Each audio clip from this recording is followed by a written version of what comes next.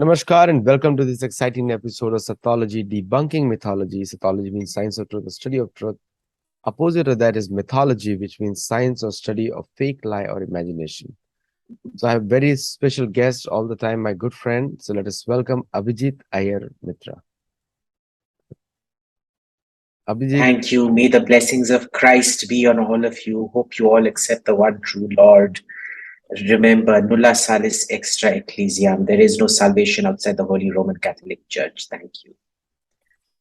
thank you for that nice sermon which you gave to all the people. So the third worldization of the US, yesterday the offices of ex-president, 45th president was raided. Home, actually, not office, home. And the IRS is now bigger agency than all the other agencies put together. So how do you see it from Indian perspective? So, finally we're able to connect with America.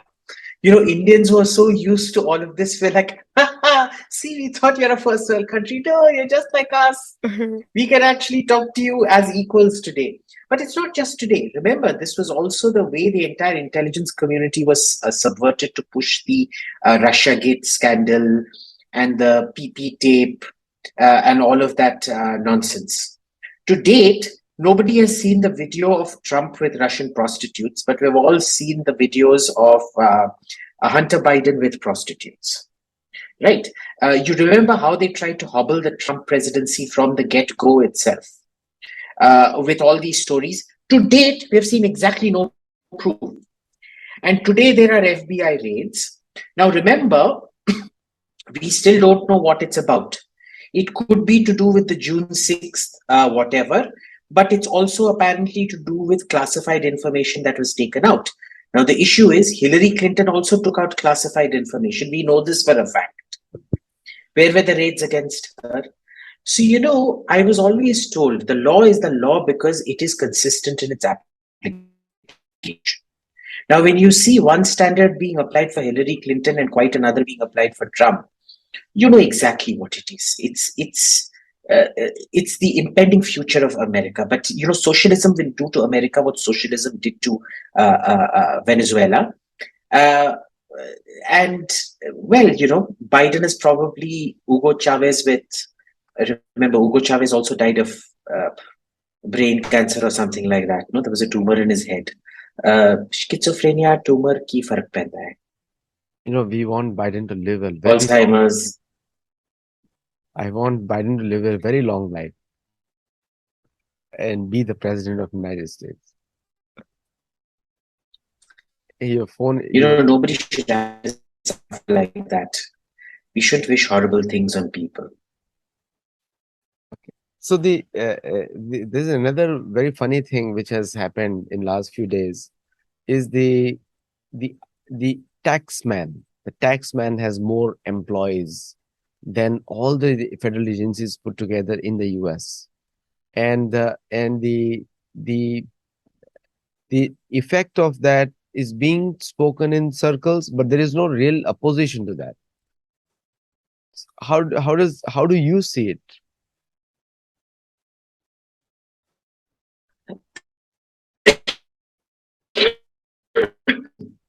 Look, America's always, I think most Western countries have always had a very wide tax base, right?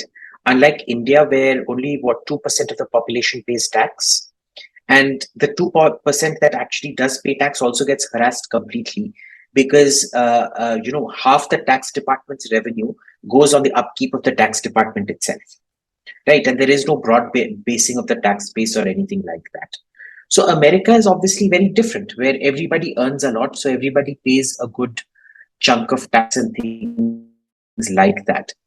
But I'm not surprised. It's kind of the regulatory mechanisms you need. I would personally think that a much better way of dealing with the tax situation in America is to only have corporate tax and get rid of income tax per se. Just ensure that it all gets invested into the system. Right. This is one of those catch-up things that America has to keep doing. We want healthcare, therefore we want more taxes and everybody has to pay. Then we want XYZ in terms of social security, therefore everybody else has to pay. We want diversity training at universities, and so everybody has to pay for diversity training. Australia, we used to have compulsory student union fees. Okay, and you used to have a whole set of things like free parking, free childcare for mothers and things like that. It was compulsory. And the moment the conservative government, well, it's the liberal government, it's called liberals. I mean, today liberals a dirty word, but so I'll call it Conservative Party in Australia, abolished compulsory student union fees.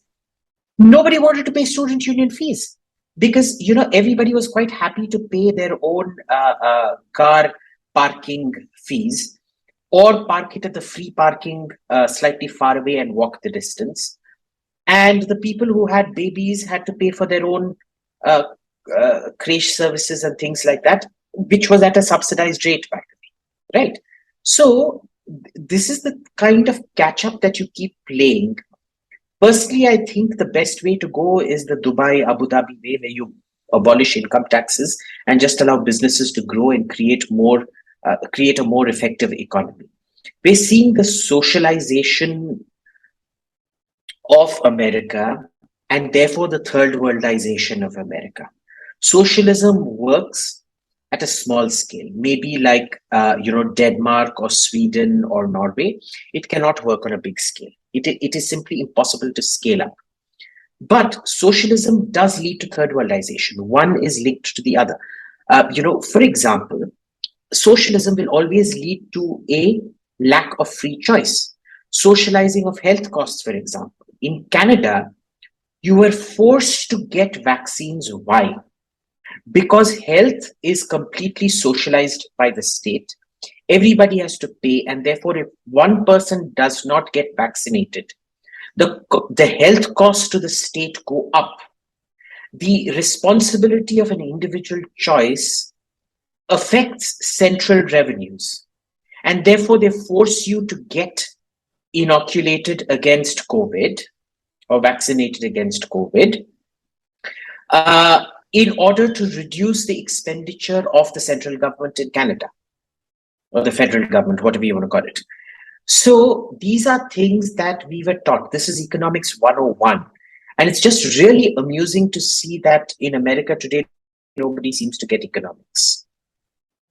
I mean, people are not caring about economics either, like the printing more. So there is a new act to increase or decrease the gas, inflation, to decrease the inflation.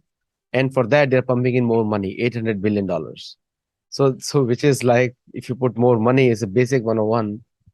It is going to increase inflation, not decrease inflation. So they essentially devaluing the dollar. I mean, what a bunch of morons! See, this is what I mean. It's all cyclic catch up. It's constantly, I just given up. I just think that the Democrats want to tease the Republicans. So nobody cares about the USA. They just want to tease each other. And one proposes, it's like a small kid. मैं तेरे को दिखाता हूँ अभी. Is exactly what is going on. So yeah, exactly. So it's very much just that, right? It's the politics of spite. What used to happen in India in the Lalu Prasad era is exactly in Bihar, exactly which is happening here. Exactly. Yes. Like some people are above the law, and so guys who are watching, your American dream is really questioned.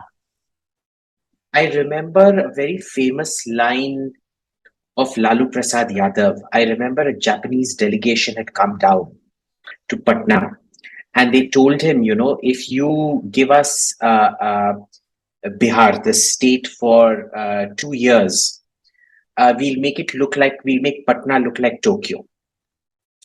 And without batting an eyelid, because Lalu Prasad Yadav, for all his faults, has a great sense of humor, without batting an eyelid, he said, if you give me Tokyo for 2 days, I will make it look like Patna.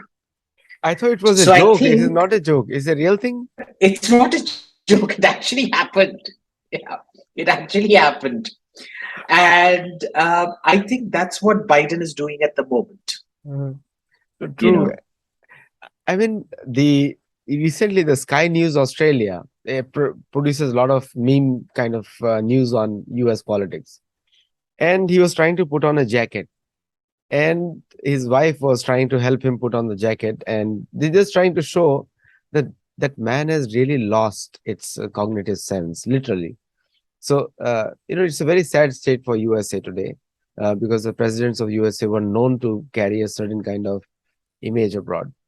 Now, one question comes to the mind: when the Chinese and the India is not in opposition to US in any way officially, but when the Chinese and the Russians and the Venezuelans and the Cubans see an American president like this, what do they think that can be done for their own advantage?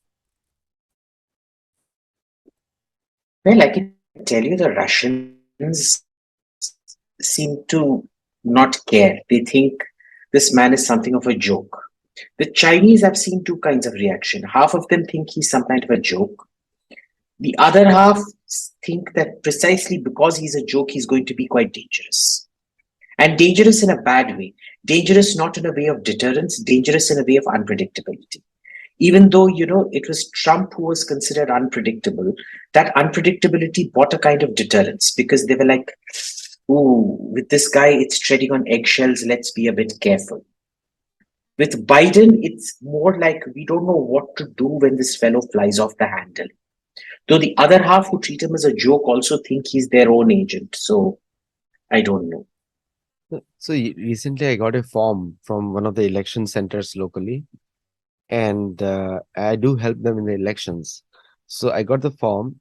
So it said, by birth choice, I was male. So at the birth, my choice was I was a male. And so, I mean, this kind of change has started to happen. How soon will it come to India? Because everything comes to India very soon, everything bad. Well, I don't think this particular thing is coming to India right now because we haven't industrialized yet. Yeah. These things come to industrial countries very soon. But I think we should worry about Germany because Germany now allows you to change your gender and your name every year. Every year. Wow. Every year. So you will be able to change your gender every year. Oh, wonderful. It's like quite a progress from German cars to all these things. So the one of the See, I worry sometimes because the Weimar Republic that preceded Hitler used to have these kind of crazy laws. They were permissive to the point of being mad, and in many ways, that was what led to the creation of Hitler. So I'm wondering if this new SPD government is the next Weimar Republic, and then who will the next Hitler be? No, I'm really I was fascinated with the Hitler story. Yesterday, I saw a PBS report which claimed that Hitler had connections with the Pope, and he was a Catholic by chance, and people don't like it to hear it. But do you think it's a valid reports, or do you think Hitler had no religious identity? Yes and no. We know for a fact. So, for example, the only successful, he didn't like Jesus against everything. You go on telling people the Jews are inferior, and then you're worshipping a Jew. And so he ordered all crucifixes in all German classrooms removed. And there was a huge pushback against it, and he had to rescind that order. Right? So there was that. There was also the fact that he admired the Catholic Church for the kind of social progress it allowed. So in Europe during the Dark Ages, for example, if your kid became a monk or a priest, he was assured social upliftment. And the very fact that monks and priests could not marry meant that you could not perpetuate your own line, and it was a constant fresh infusion of blood. So in a time and era when there was no social upliftment in Europe for almost 1,000 years, the church was the only thing that provided social upliftment before the Reformation, of course. So he did admire it. And there are cases where the Roman Catholic Church collaborated with him, but there are also cases where the Roman Catholic Church refused to collaborate with him. It went down to individual bishops and cardinals and things like that. So, for example, if you look at the Croats, the Roman Catholic Church was quite happy to go along with what the Ustasha and people like that did to Serbs and Bosniaks. On the other hand, in certain other places, the church was very active in hiding Jews and getting them out to safety and things like that. So again, it's a mixed record. It's not so straightforward either. In the when you're talking about third worldization of the US, if you look at the issues, see, most of the things have become just the talking debates on Fox News or CNN, and CNN is obviously ultra left. And Fox News also seem to be out of topics now. See, the whole dialogue is you make all the news on the media and all kinds of uh, disagreements on the media. But when you are on the floor of the house, you all vote together. Like if you see that Rohit Khanna became a big news in India, and actually he voted yes for the Katsa on India.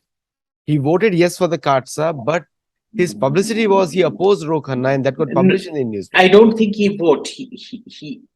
He left. He didn't vote on it. No, or did he vote against it? Nay, he voted nay. So there is a act of the US government, and he voted nay in that, which means put castes on India. But he made a public statement which was different, and Ritesh Tandon brought it out. And so I was shocked to see that. So the thing about India is we love hypocrites.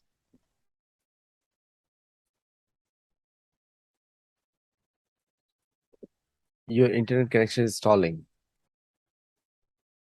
Yes, I'm in my mom's house. I have terrible internet here.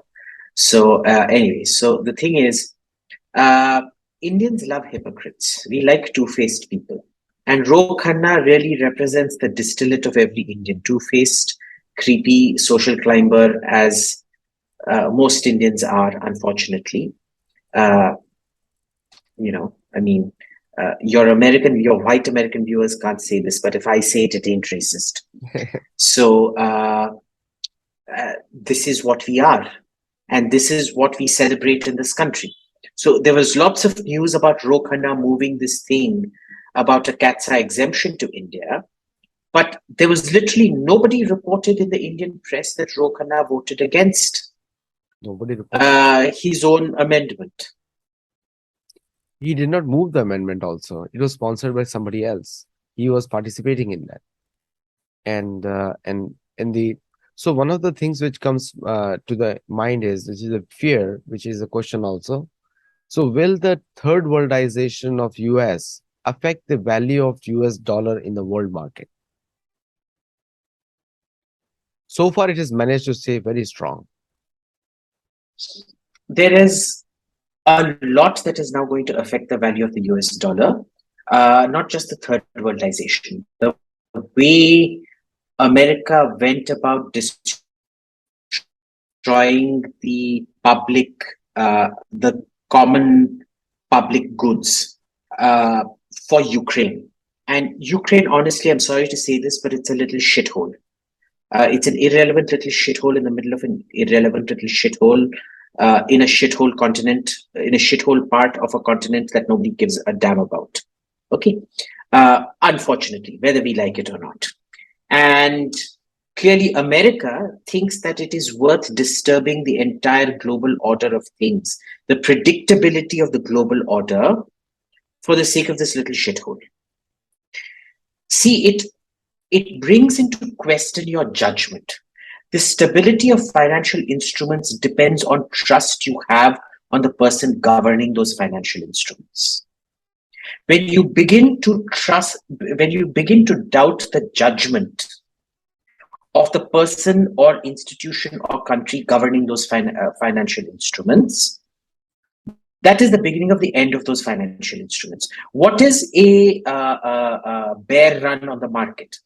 A bear run in the market is a loss of confidence in the management of a company. Okay, or a loss of confidence in some of the decisions they've taken.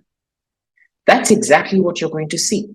So it's part and parcel of the third worldization of the US. So one last question. The current military leadership of the US, the world now views that US doesn't want to engage in any conflict or cannot put foot on the ground. So do you think this third worldization will also affect the military posture of the US? No, I think quite the contrary. This is a government that, in spite of all the trouble, wants some kind of an intervention somewhere in the world so that they can artificially stimulate the economy through war demand. See, war demand is a very powerful stimulator of economies. People tend to forget that it was the Korean War that it wasn't so much the Marshall Plan as it was the Korean War that gave the impetus to right. So they do want a war economy so that they can sort of divert or take away from domestic issues, plus to stimulate the economy. Hmm. So Abhijit, I know you have internet issues and I think we are not getting voice too much very clearly. So we'll stop here and we will continue. We'll do one more recording this week if you have time to cover the entire show. Is that okay with you? Yes. Yeah. All But right. alas, we'll have the same internet problems. Then we should ask one more question, then last, and then we'll go for next week. So I've got to run now. all right. So we'll see you next week Take care. and we'll continue, you know? Okay. Live long and prosper. Thank you.